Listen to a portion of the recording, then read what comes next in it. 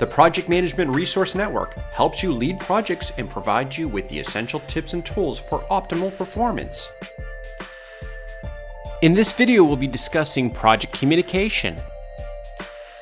When asked, a majority of experienced project managers will say communication is the most important aspect of their job. Poor communication is the greatest recipe for project failure. Information through communication should be delivered to the right stakeholders in a timely fashion by a means which is convenient for both the receiver and sender. Communication is such a vital part of the project's success. Project Management Institute, governing body of the Project Management Professional Certificate, has designated communication as one of the project knowledge areas. The degree of planning, managing, and controlling communication will depend on the size and complexity of a project, but the very basic question of who, what, how, and when should always be answered and documented. The who, what, how, when questions are the foundations for developing the communication structure and should be completed in the early stages of planning the project. A good place to start is with the what question. What is being communicated? Information is the basic structure of any communication being sent or received.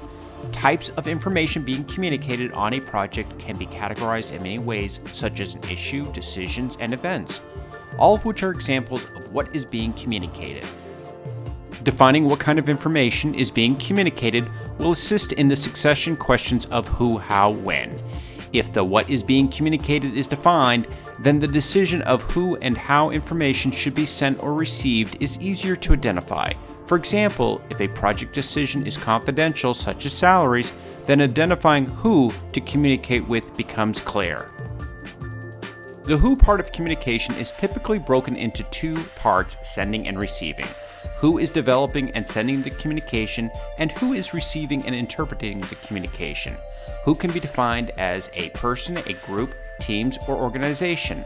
The ownership of the communication is the who.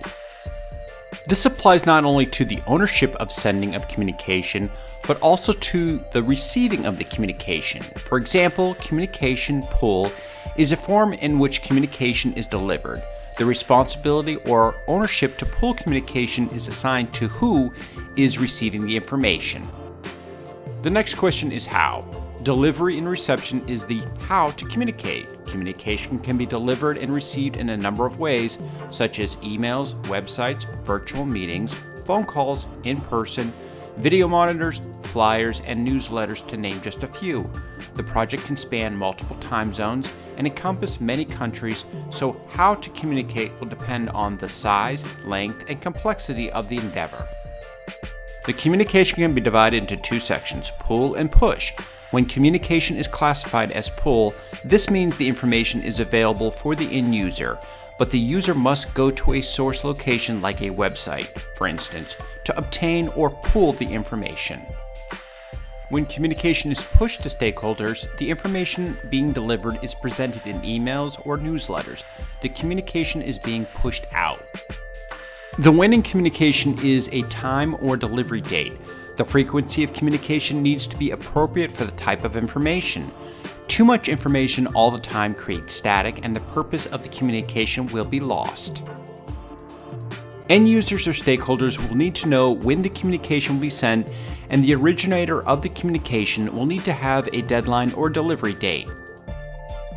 When standing up a project and developing the various project plans, remember a communication plan, or at the very least a documented communication structure, will give the project a sound foundation.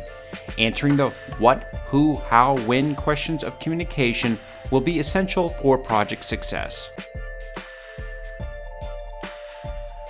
Project Management Resource Network. Resources for project management beginners, the occasional project manager, and certified professionals.